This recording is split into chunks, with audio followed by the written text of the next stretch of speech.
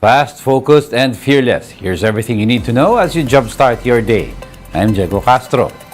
House Speaker Martin Romualdez warns that occasional moves to destabilize the lower chamber should be immediately shut down. In a statement, Romualdez said occasional moves to destabilize the House should be, quote, nipped in the bud as early as now. He added that he would rather have the lower chamber focus on more urgent matters rather than engaging in politicking. Romualdez said this amid the ruckus brought by the demotion of Pampanga Representative Gloria Macapagal Arroyo from the senior deputy speakership. Arroyo has earlier doused allegations that she was planning to oust Romualdez. She admitted, though, that she was gunning for the House speakership when Marcos won the presidency, but backed off after it, quote, became apparent that Marcos wanted Romualdez to be the speaker. Following that shakeup at the lower house, Vice President Sara Duterte also resigned from Lakas CMD, where Arroyo is President Emerita. Though the Vice President has kept mum on leadership squabbles in Congress, she did post a cryptic message on social media. In her Instagram account, Duterte shared a self-portrait alongside the caption, "In your ambition, do not be tambaloslos." Tambaloslos refers to a grotesque demon-like mythical creature from Visayas. Duterte's cryptic post leaves a lot to interpretation. Her communications team has yet to respond to queries on whether or not she was calling out a specific person. But in announcing her resignation last week from the Lakas CMD, Duterte said her stay in office, quote, cannot be poisoned by political toxicity or undermined by execrable political power play. This happened a day after Arroyo was demoted to deputy speaker.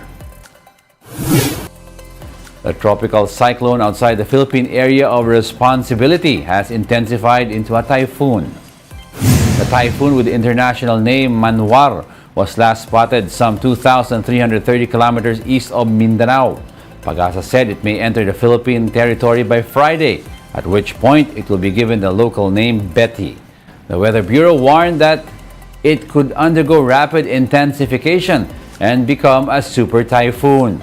For now, the southwesterly wind flow and localized thunderstorms are bringing rains over Metro Manila and other areas. We'll be back with more stories after the break. Keep it here on One News.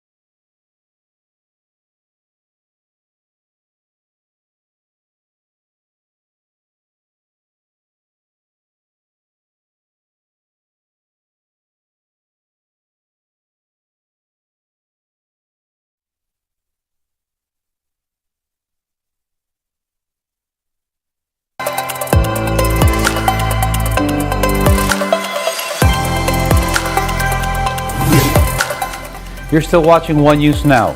I'm Diego Castro. President Bongbong Marcos calls on new graduates of the Philippine Military Academy to uphold democratic ideals. In his speech during the commencement ceremony for the PMA Madasigong class of 2023 in Baguio City, Marcos Jr. reminded them about the importance of conscientious and responsible performance of their duties. The president also reiterated his pursuit to modernize the armed forces through military asset acquisitions and upgrades. Aside from that, he noted that the government is studying how to improve social protection for the military and police.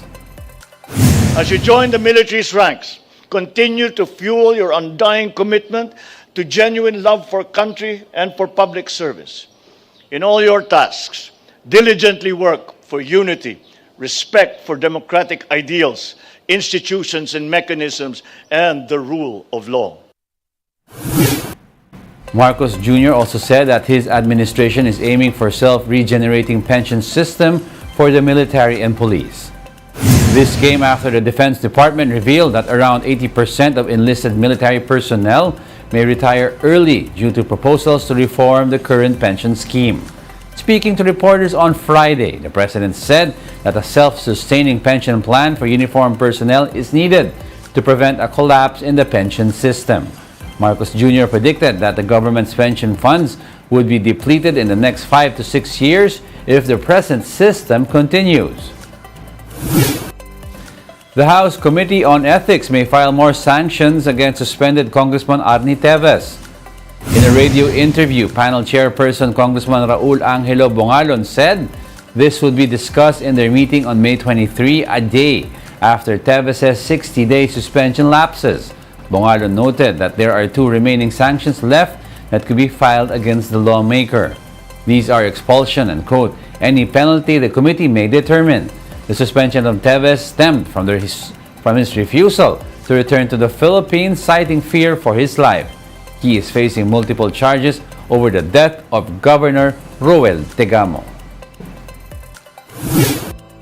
And that's it for this hour. Join us again at 7:45 a.m. as we continue to monitor the day's biggest stories. I am Diego Castro. We are One News. All sides, all the time.